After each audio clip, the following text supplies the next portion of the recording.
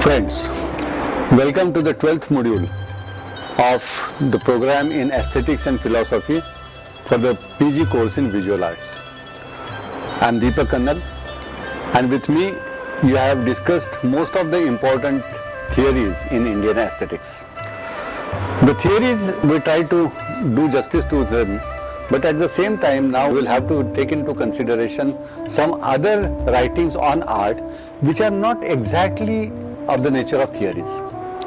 We had a brief discussion on Shastra Grantha and Lakshana Grantha at an earlier juncture, and I told you that the Shastra Granthas inquire into the conceptual matters, the theoretical matters, and that is why they enjoy a greater longevity. On the other hand, the Lakshana Granthas try to give you a criteria of value judgment. It is more prescriptive in nature, it is more symptomatic in nature, and that is why the discussion in the Lakshana Granthas does not live for a very long time. It is ephemeral, it is short-living. But one of the couplets from a text called Jayamangala, which was compiled by a scholar called Yashodhara in 13th century, has really enjoyed a life of several hundred years. It is believed that this couplet was inspired by Vatsyayana's Kama Sutra.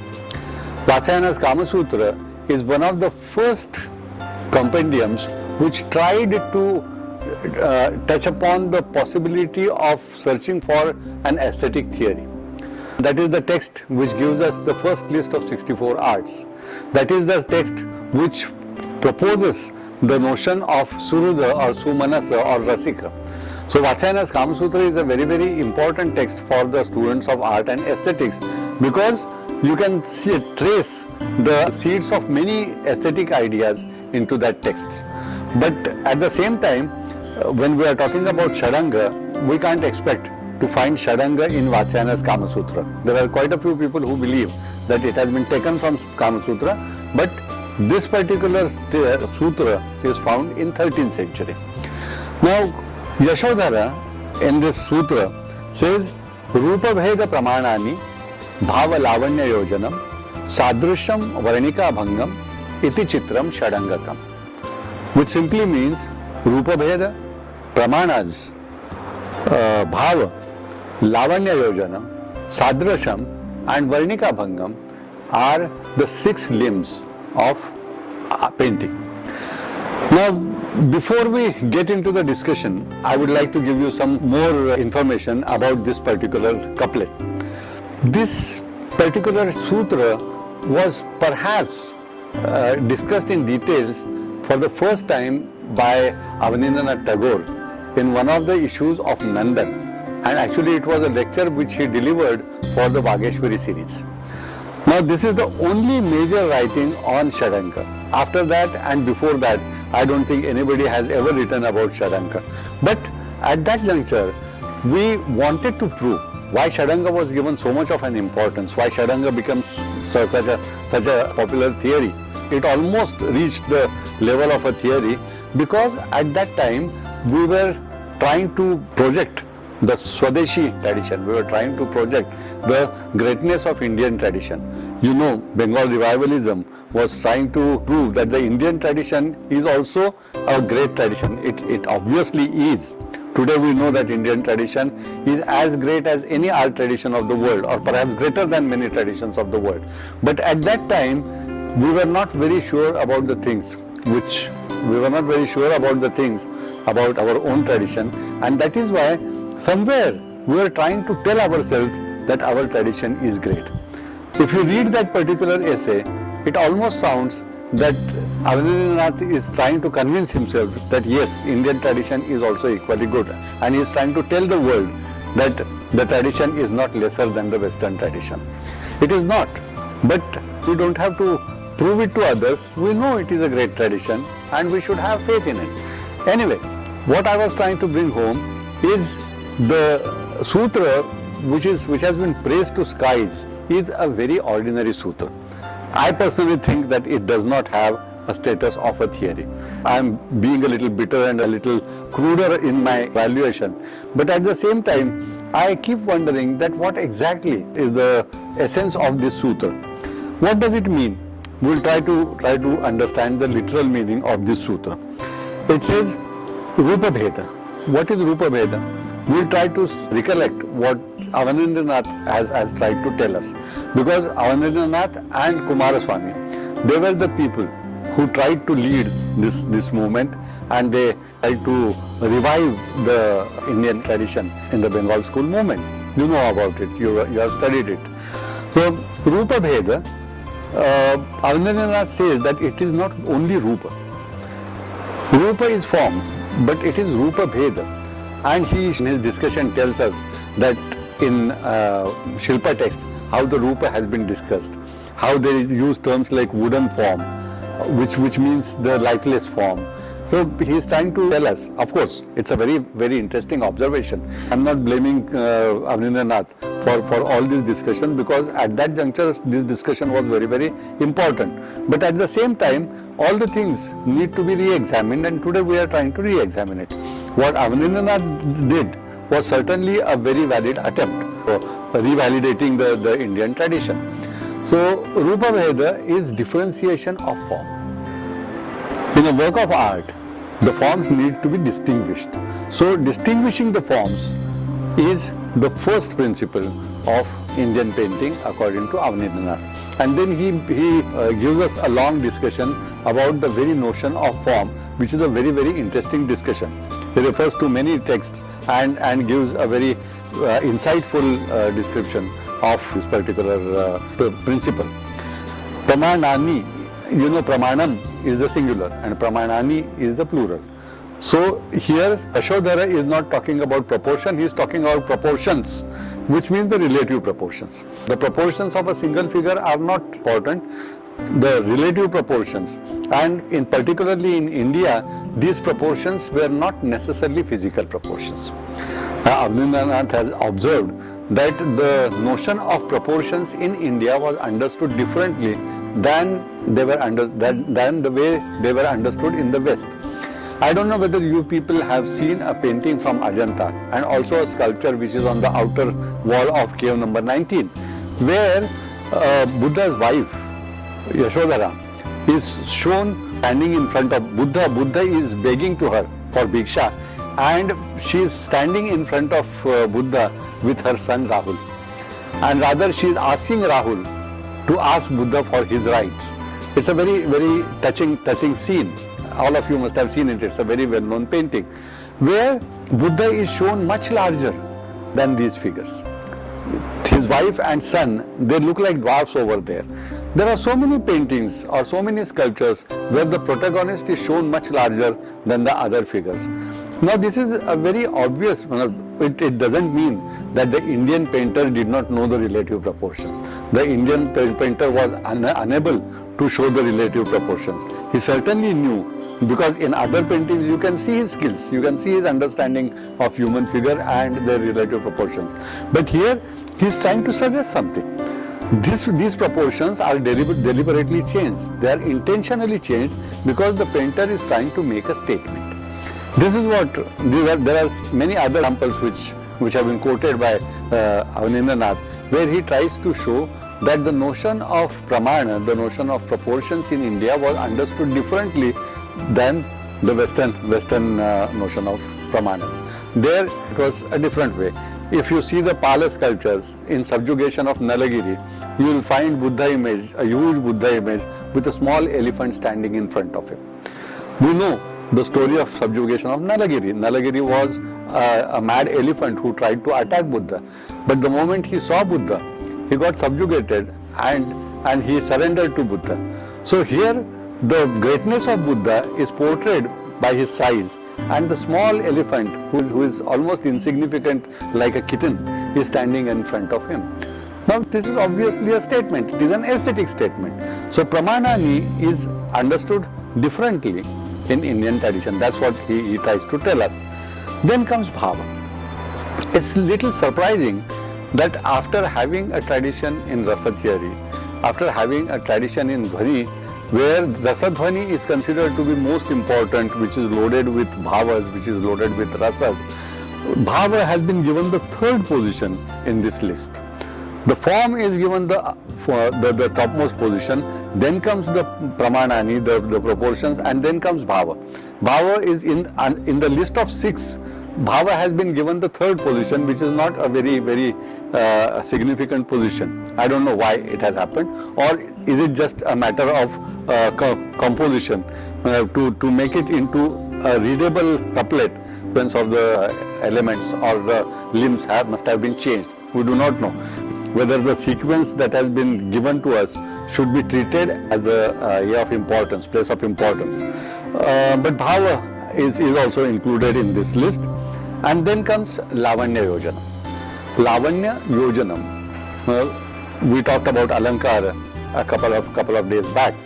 Alankara is embellishment. Lavanya Yojana again is embellishment, because a work of art has to be palatable. There are, even in the Western tradition, we know that the Marxist theory, which does not give much of an importance to the artistic part of art, because they think that art is also a part of activism. Even a great Marxist dramatist like Bertolt Brecht always said, play is the thing. So you may try to give any thought through your play, you may follow any ideology in your play, but finally your play has to be entertaining, your play has to be impressive, the play must be accepted by the people for its aesthetic values, and then the message automatically gets conveyed. So here Lavanya Yojanam perhaps says the same thing, that whatever may be the content of your painting, but the painting has to be agreeable, the painting has to be acceptable to the viewer. Lavanya Yojanam. So making the painting agreeable, making the painting beautiful is Lavanya Yojanam. Limb that comes after that, the principle that comes after that is very interesting, and that is Sadrishya. This really surprises me, because in India we have a very interesting understanding of the term Sadrishya. We have 2 terms which are used, Sadrishya and Sadharme. Sadrishya is different and Sadharma is different. Now if you see that there are so many stories in Indian literary tradition which speak about a highly realistic art. If you know the story of Usha and Aniruddha, which is a very important love story of Indian literature. Now in Usha and Aniruddha story, Usha sees a handsome man in her dream, and then she gets restless because she falls in love with that man. And she, naturally, her friends start noticing it, and one of her painter friends, she asks her, Chitralekha, why are you so restless? So she confides to her, she tells her that I saw a handsome man in my dream and I'm in love with him. So she says, so why worry? I'll just describe that man to me, I'll make a portrait, we'll find out who that man is and we'll approach him. So Usha describes that man to her. She immediately paints a portrait, and that portrait turns out to be the portrait of Lord Krishna. She says, you are very close to it. Usha says, you are very close to the person whom I saw in the dream, but this man seems to be older. The man whom I saw is much younger. She said, oh, then it could be Krishna's son, Pradyumna. So she portrayed Pradyumna. She said, no, now you are still closer, but whom I saw is even younger. And then Usha made the portrait of Aniruddha, Pradyumna's son. And she said, yes, this is the man. And then they approached, they met, they fell in love, and then Banasura got very angry about it. It goes on, the story goes on, it's a long story. But the thing is, did we have a tradition of making this kind of realistic portrait in India? Do we come across this kind of sadrishya in Indian painting? We know that there was a tradition of carving portraits, because even in Bhasa's play, in one of the plays of Bhasa, you know that when Dasharatha passed away, Bharata was not in Ayodhya. In his childhood, he was sent to his uncle's residence. You know this. Bharata was called later. Kaikeyi called Bharata when Dasharatha died because she wanted him to be the king. Now Bharata got the message that he must immediately reach Ayodhya, and he has travelled for several days to reach his native place. Now Sumanta, the minister of Dasharatha, doesn't want to give any shock to Bharata. They calculated that Bharata would reach Ayodhya in the evening or perhaps in the night, And if he comes to know about his father's day at night, it could be a little more painful to him. He may not be able to bear that shock. So they decided to hold him at the gate, city gate. In those days, they used to have Rajakulas. Rajakulas used to be a collection of portraits from royal family, particularly the portraits of the deceased people, portraits of the people who have died. So those portraits were kept in the Rajakula, and this Rajakula used to be on the outskirts of the city. So when Bharata reached Ayodhya, the gatekeeper stopped him and they told him that the gates have been already closed and kindly spend the night in this building. We can go to the city in the morning. Now Bharata was a gentle person. He said, fine, no problem. And he stayed there. But obviously he's a little worried. He doesn't know why he has been called in emergency to Ayodhya. And naturally he is feeling sleepless. So he's just moving around in the Devakula. And when he is walking around, he sees a freshly carved portrait over there, which almost resembles his face. And he has not seen his father for a long time because he has left Ayodhya when he was a child.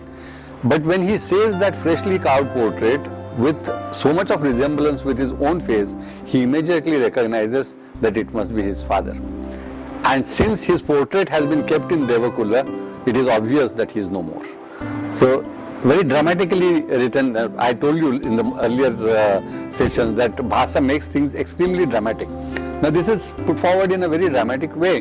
But this kind of sadrishya, do we come across this kind of sadrishya in Indian sculpture? There are some portraits which are found in Kushana period. And even the Devakulas, similar Devakulas which have been described in Bhasa's place, such Devakulas have been discovered in India. There is one which is a Satavahana Devakula at a place called Naneghat near Junnar. There is another Devakula which is very near from your own town at a place called Mat near Mathura. There is one more in Afghanistan. So there are Surkotal Devakula in Afghanistan.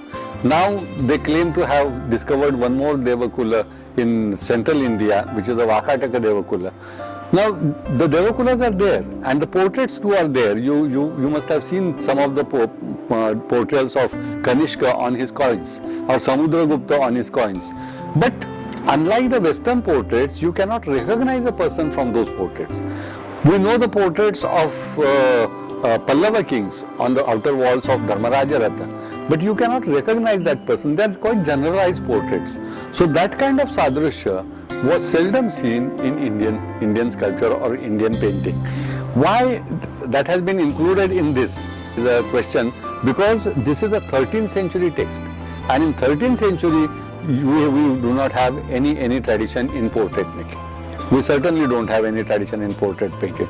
But surprisingly, in some of the texts, 12th century texts, you come across statements like Sadrishyam likhyate yattu darpane pratibimbavat. How the painting should be.